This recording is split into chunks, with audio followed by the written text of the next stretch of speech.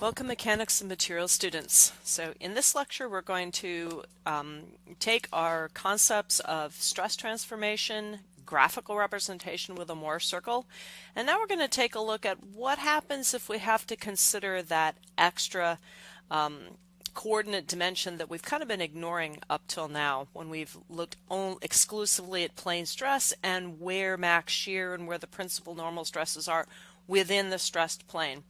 So up until now, we've taken a look at an XY plane stress case, and we've only looked for the maximum and minimum principal stresses within the XY plane, which angle with respect to the x-axis we're going to find those, and same thing for max shear. What if we're applying some loads in the z direction? Or what if we look at a plane? What if we don't apply loads in the z direction? We keep it in plane stress, but we look at a plane that is tilted with respect to the z-axis. So what if we take a look at the xz plane or the yz plane? Even if we're still in xy plane stress, what's going on with planes tilted in those other directions? Because as you know, we can tilt a plane, rotate around any one of our coordinate axes. So now let's step out and say, okay, now that we understand more or less how to deploy the Mohr circle using our coordinates for the center, A, in terms of our applied normal stresses, sigma xx and sigma yy, and our radius in terms of sigma xx, sigma xy, and tau xy for plane stress, let's look at what would happen if we panned out and considered another axis. So to do that, we can envision a little body here that is somewhere in our larger body, and we're going to assume we have, we'll call it a fixed coordinate axis, something we could measure with respect to the body we're stressing. We could go put a strain gauge, or we could put a ruler, or maybe we have a sample in an Instron tensile test machine we're looking at. So we're lining that up. That's the real world fixed coordinate axis. So we have x coming out of the paper, y going to the right, z going up. And we're going to start with a plane stress case where, just like we've been using for all of our derivations, where sigma zz is 0, as are all of the shears that are either on the z plane or pointed in the z direction. Okay, so let's look at a cube here. Instead of just a square, we'll look at a cube, and all three coordinate axes now have been rotated a little bit. So prior to this, we only considered a rotation of the x, y axes around the z-axis as a fixed point. So we did this before. Now we're going to take all three coordinate axes and rotate them around each other, basically. So we're going to end up defining an x prime, a y prime, and a z prime. And we can, having done that, this is, seems a lot more complicated, but what we can do now is we can just slice and look at each rotation separately. And furthermore, we're going to keep our lives pretty simple, and we're going to assume that we are not at this point going to apply any shear stresses, so we can just look at our applied normal stresses as being the principal stresses. So that's something you can go back and to your stress transformations and your Mohr circle formulas, and if you basically, if you assume that if there's no shear, that alpha angle or theta angle going from your principal stress axis, your sigma axis, up to your x-axis, if that's 0, because you're not applying any shear, because shear is kind of on that tau coordinate of a Mohr circle, if you're not applying shear, then your directions of applied normal stress end up becoming the principal axes. So that's a little bit easier. So we're going to assume that's the case here. We're going to be applying some kind of sigma stresses on these normal stresses on these rotated faces. So if we look at rotation about the x prime axis, so we're just going to take like this face here, and we're going to look at it rotating around the x prime axis. So now z prime and y prime are going to rotate and maybe become y double prime, and z double prime. So we've got a double rotation. We've rotated the whole thing, and we found out something maybe about our principal normals in this rotated direction at prime. Now we're going to rotate again and just consider what's going on in the zy plane. So if we look at this face as it rotates, we can see that we're going to start with the z-axis being z prime, and then it's going to rotate like this, which we're seeing over here. And the same thing with our y. Now, what we started out with our sigma stress in the y prime direction, our normal stress, sigma y prime was sigma 2. That was all we were applying. We were applying a normal stress in that y direction. That's, that was the direction of one of our normal stress applications, and it becomes a principal normal. So we can represent that as just sigma 2 instead of sigma y prime. But if we rotate, we're going to get a different sigma. So if we take this y and we rotate it up around the x prime axis to y double prime, now we're not going to have the same normal stress, and we're going to acquire a shear stress when we look at rotation about the x prime axis. So far, in previous lectures, we only looked at rotation about a z-axis. So now we've kind of done a double. And we can go ahead and we can draw a Mohr circle. We can create a stress transformation set of formulas where the original axis around which we're defining a theta, basically, was y prime. And we can look at new shears and normal stresses. So we can, basically, I'm going to draw a new axis here. We can look at going from y prime to y double prime with another theta. So this was originally sigma 2, one of our principal normals, our maximum or our min or something. And we can look at rotating up an angle theta, and so now theoretically we would have a smaller normal stress, and we would have acquired a shear stress. And we can represent that over here on our Mohr circle as a normal stress and shear stress, and then points on the circle representing 2 theta rotating about x prime. Let's just say rotating x prime. So we're looking at this rotation. So if we're looking at this direction, representing stress right there on the y prime face, up here, this point would maybe represent the shear and normal stress state if we've rotated around the x prime axis up to this position, say. We can define the Mohr circle the same way. We can go back and say, all right, we know sigma 2 because it was defined at the beginning of our consideration. We presumably knew what sigma 2 was in that y prime direction, so we know that. In this case, our other normal stress that we would consider for this direction is z. Well, we're still in plane stress with sigma z was basically 0.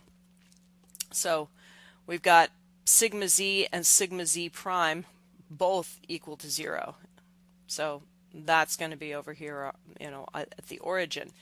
So now we've defined our Mohr circle in terms of our original first rotation y prime, and then our 180 degrees to that, 90 degrees on the part, 180 degrees on the Mohr circle. We have our basically free surface, no normal stress.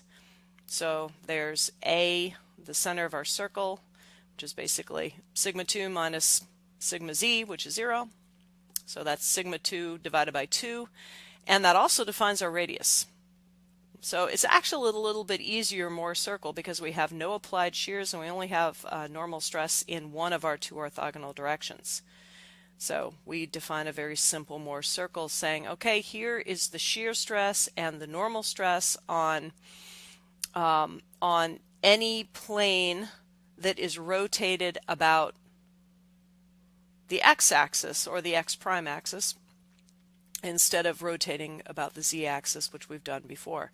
So big difference is, excuse me, that plane stress consideration put one of our principal stress directions on the origin, so it made the entire circle easier to define. We can do the same thing rotating about the y-axis. So in this case, our x direction would be the first principal normal, simply because we knew that in advance. It could have been the second. They could have been swapped. We don't know where the maximum versus minimum normal stress is, but just assuming that that was the case. So we knew that we had our maximum normal stress in the x prime direction. We can look at rotating around the y-axis instead of the z-axis. We can rotate around the y-axis, and again, our z or z prime both are we're still in plane stress. We're still going to have a zero normal stress in that direction.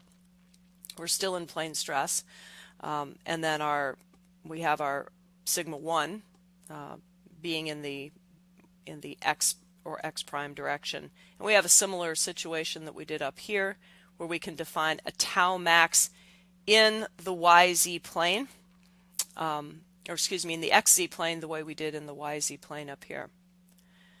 So if we were to come back to looking at rotation about the z-axis and constructed our Mohr circle, we'd end up having something that looked like this. We'd have sigma 1, and that's crossed out. It said 2, it should have been 1.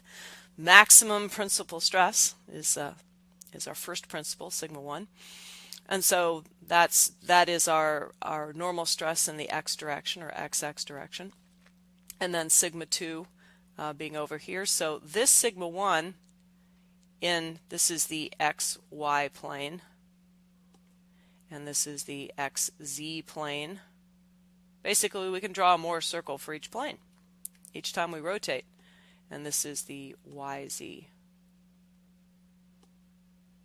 And because we are in plane stress with no normal stress in the z direction, these x and y z planes have our second principal normal stress right on the origin. So the Mohr circles are pretty simple.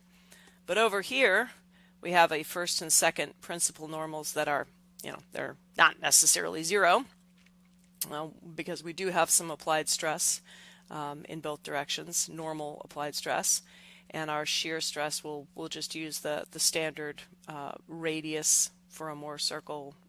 And in this case, we don't have any applied tau we're considering, so tau max is just, it's a simpler formula.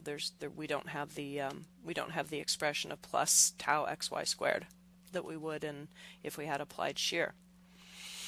So we can represent all of these together, even though they're representing rotations about different axes. We can represent them all together on one big Mohr circle, just to show like one plot that represents everything that's going on.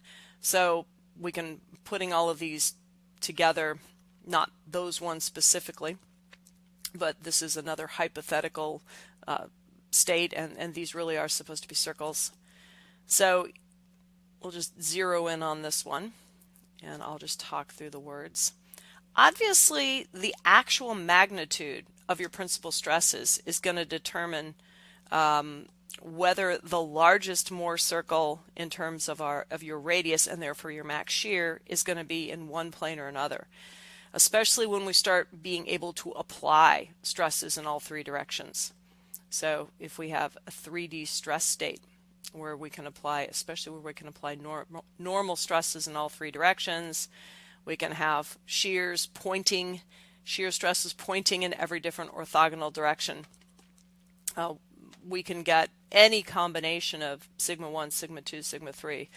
They can all be compressive, they can have some tensile, some compressive, But if we only consider any single combination of orthogonal directions, say this circle that I'm outlining now, assume that was just, say, the XY plane. If we only constructed the Mohr circle for the XY state of stress, we didn't include sigma ZZ, we didn't include tau YZ and tau XZ, we could get a valid Mohr circle and a valid stress transformations expression relating our applied loads and applied stresses in our X and Y directions to normal and shear stresses in any theta angle rotating about the Z-axis. And this is what we'd get. And if somebody said, well, you know, I need to know the maximum tensile stress at any angle in the part, we'd be lucky because we actually hit on the maximum.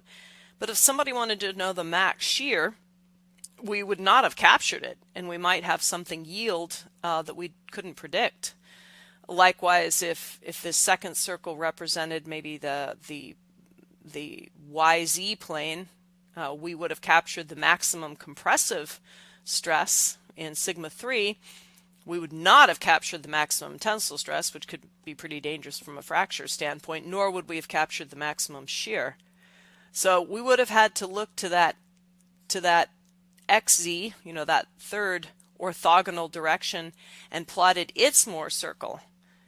And that would have ended up giving us our, what we'd call our extreme normal and shear stresses. So to date, we've looked at our principal normal stresses, the directions in which we don't have any shear, but we do have a maximum or minimum normal stress just in terms of our sigma 1 and sigma 2. When we pan back and include all three orthogonal directions in a part, we're gonna define a sigma 3, and sigma 1, sigma 2, sigma 3 are all principal stress directions in that there's no shear, it's only normal stress, and by convention they're ordered by their algebraic values. So sigma 1 is always greater than sigma 2 is always greater than sigma 3. They may all be negative. Some may, you know, sigma 1 could be positive and sigma 2 and 3 could be negative. They could all be positive. But sigma 1 will always be the least compressive, most tensile, and sigma 3 will be the most compressive, least tensile. Sigma 2 will always be between the other two. And if you plot all three, you will end up being able to define your max shear in terms of sigma 1 minus sigma 3. And you'll automatically get, of course, the center of that largest Mohr circle. So this is a little bit of a qualitative kind of treatment of 3D stress states. We're not going to define stress transformations in terms of like a general 3D. You'd probably do a matrix expression for it, but we don't have to. All we have to do is use stress transformations for any two directions, look at rotating about the z-axis, rotate about the x-axis, rotate about the y-axis, and especially when we can use our Mohr circle graphical explanation of our data to quickly plot out the max and min areas.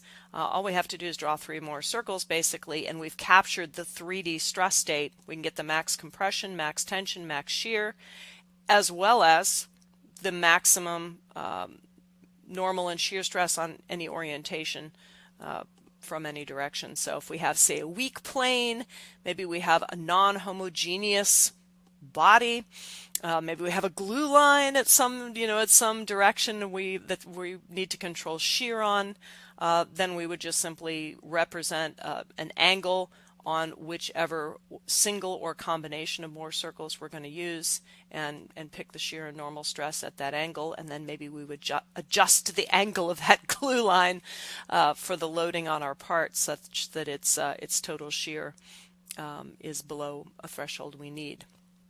So basically you can think of it as one rotation at a time. Each time you look at rotating about a set of an axis in your real part, rotating planes within your body, you can generate a Mohr circle to represent shear and normal at any angle of rotation. So every time you pick an axis and rotate, you generate a set of stress transformations. You can generate a Mohr circle, and away you go. and is particularly useful when you have one set of planes where you don't have any normal stress. So that'll give you a much simpler Mohr circle. So that is it for 3D stress transformations via the Mohr circle. At this point, what you need to do is practice. I'll try to supply some video practice problems where we're given a loaded body of interest and asked different questions about max and min normal stresses and max shears, and then we can look at applying that to real life cases where we may have some limits on what we can apply, and look at how designs might need to be changed so that we can keep those maxima low, not necessarily just by reducing the overall loading or just fattening the cross section, but we might be able to change the angle of a weak part of the part such that it's not corresponding to those directions of maximum shear or tensile loading given the state of applied load. So stay tuned for more examples, and please be sure to take advantage of any of the homework problems and examples that you have in your written study materials.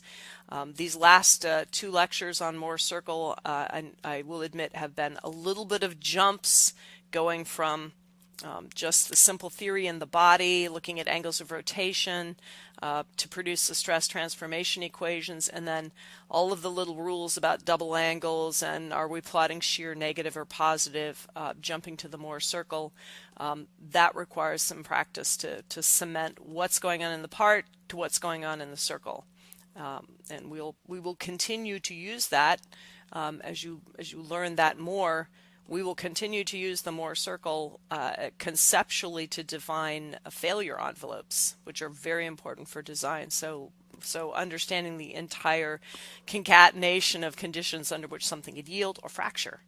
So Mohr circle practice is definitely worth it. So do some more.